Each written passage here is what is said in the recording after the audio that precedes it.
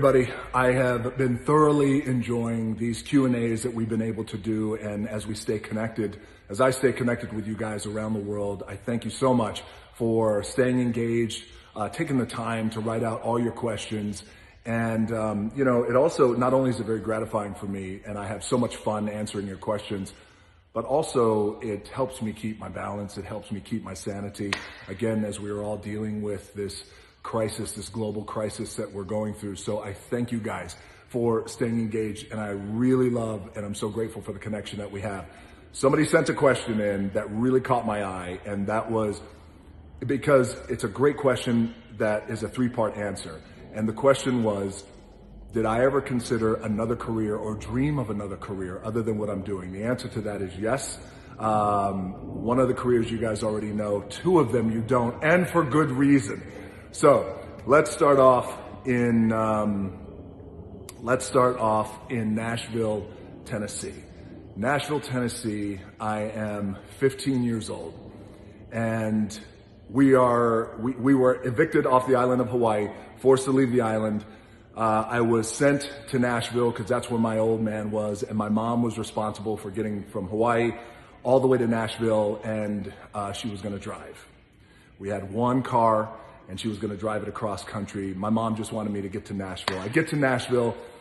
The setup isn't what I expected or what my mom expected. I wound up getting stuck in a motel, a little shitty motel, because my old man was on the road. So 15 years old, I'm stuck in this little shitty motel, and I didn't have any money.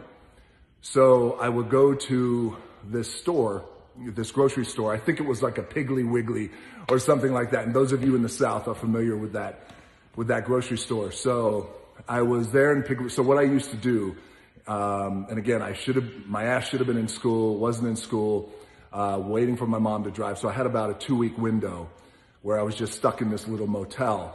15 years old.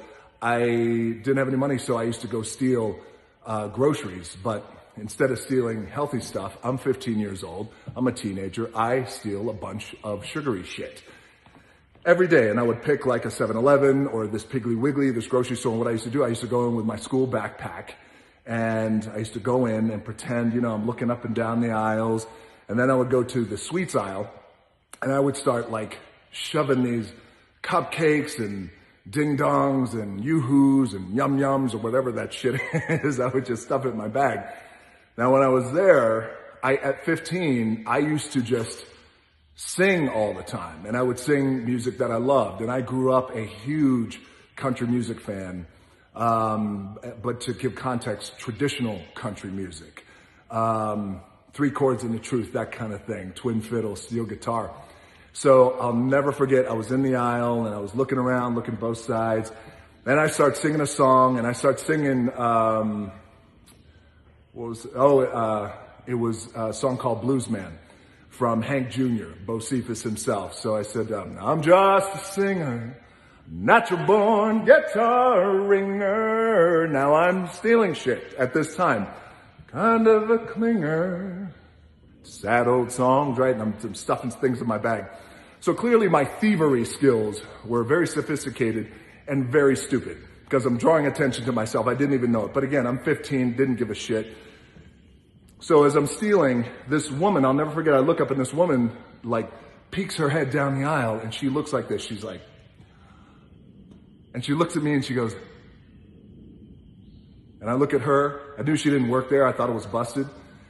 And she said, you are not what I expected to see. And I didn't know what to say. Now keep in mind, I'm 15, I'm 6'4" already, 220 pounds. I have a mustache, like a thick porn mustache that was just ridiculous. I had a little bit of an afro, no money to get my hair cut, pimples. And she was like, wow, she goes, are you in a band?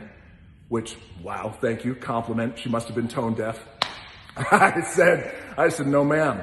She said, and then she kind of like walked up a little bit, and I was like, oh man, I'm busted. She's like an undercover cop or something.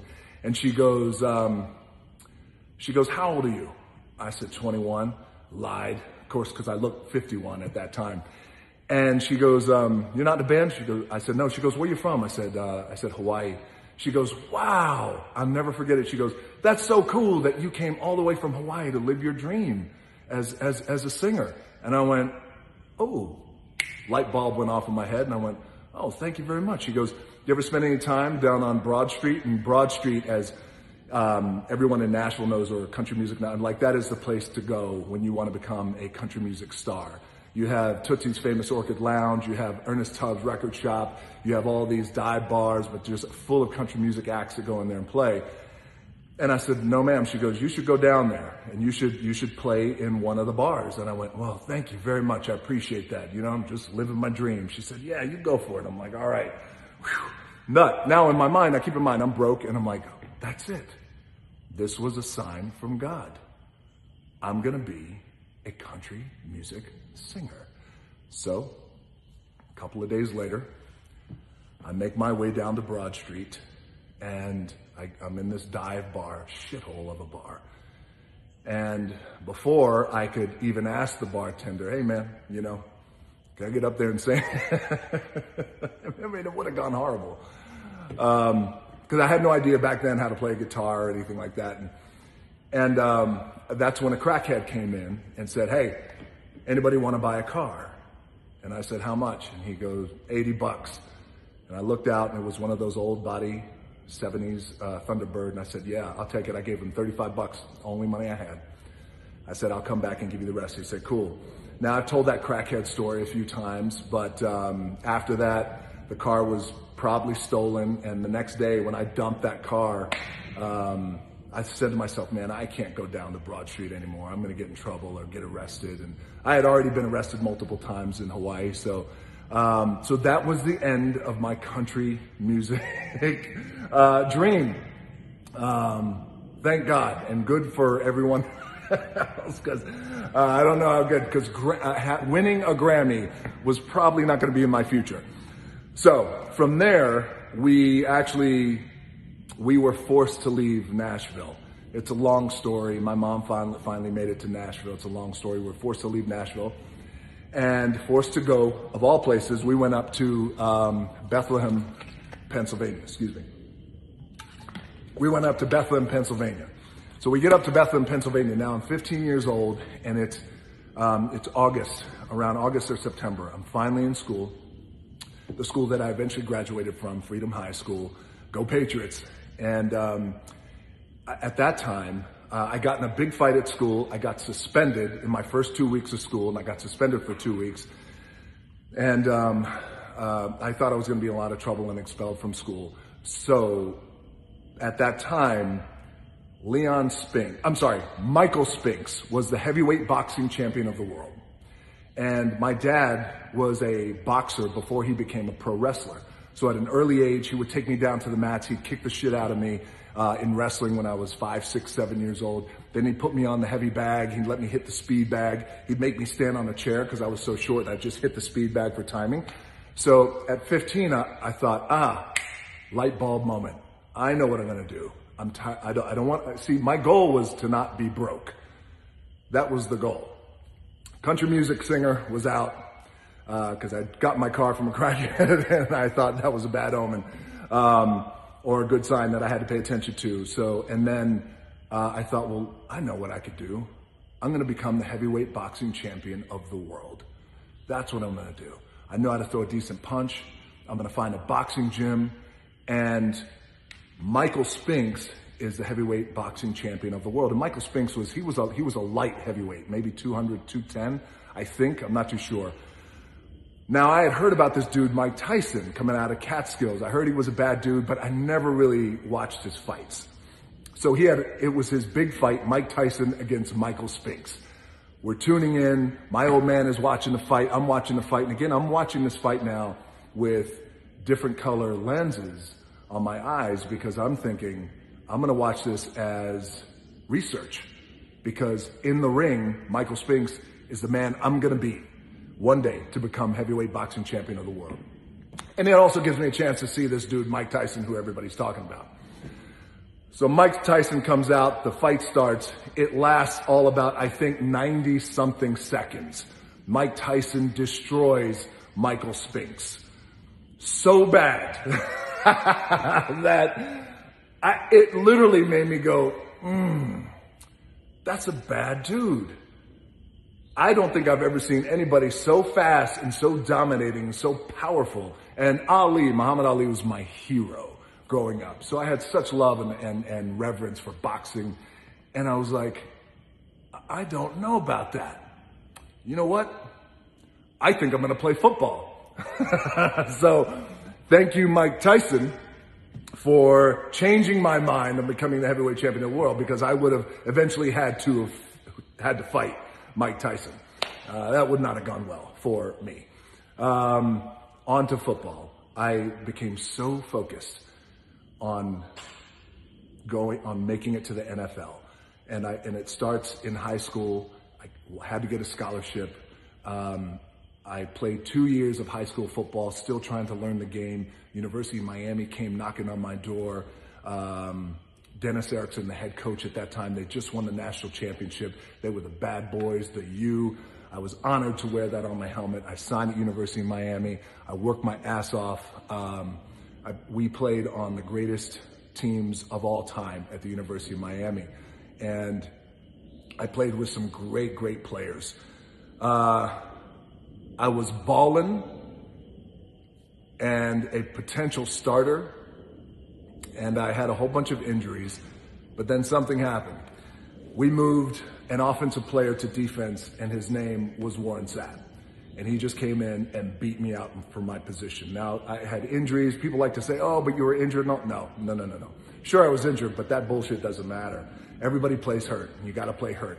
He was a better player. He beat me out. I did not get drafted to the NFL. I played in the CFL. I got a contract for the CFL for the practice squad. Calgary, Alberta, playing for the Stampeders. Great town, great city, great people, and great team.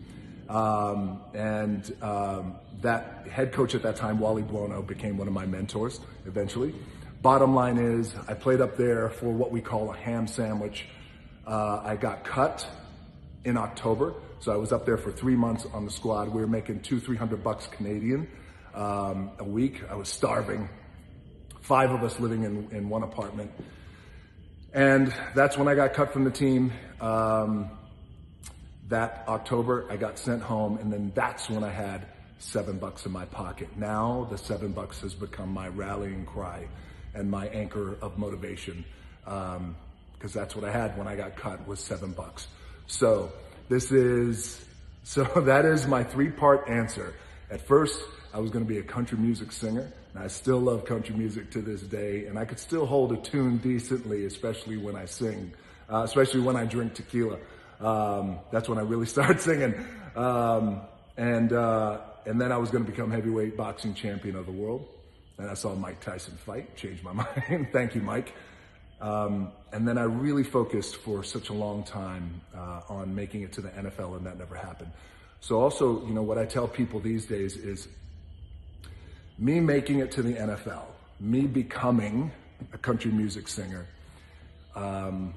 me becoming heavyweight boxing champion of the world, and me making it to the NFL were the best things that never happened, because they put me on a road and a trajectory that I would learn my life lessons, and I would become really intensely focused on other things, and not focused on what I failed at, but remembering that. So I always share with people, sometimes there's things in life that we work so hard at and we want to succeed at them, and it's our dream, it's our goal, and we just know it deep in our mana and our soul. But when they don't happen, sometimes those things are the best thing that never happened, because it sets us on a different path. And then all of a sudden we get a different job that we never knew we wanted. All of a sudden we meet somebody at that job. We become married, you have family, you have babies. Life has a funny way of working out, and the universe has a funny way of meeting you halfway in that way. So thank you guys for your questions. I appreciate it. This is almost 15 minutes of your life you will never get back. I will see you tomorrow, 3 o'clock, when we do our Cheat Meal Sunday. I'll bring the Terramana, you bring your Terramana, and I'm gonna bring a hell of a cheat meal. Thank you guys again. Most importantly, stay healthy and stay safe, my friends, and let's take care of one another. Love you guys. Thank you. See you tomorrow.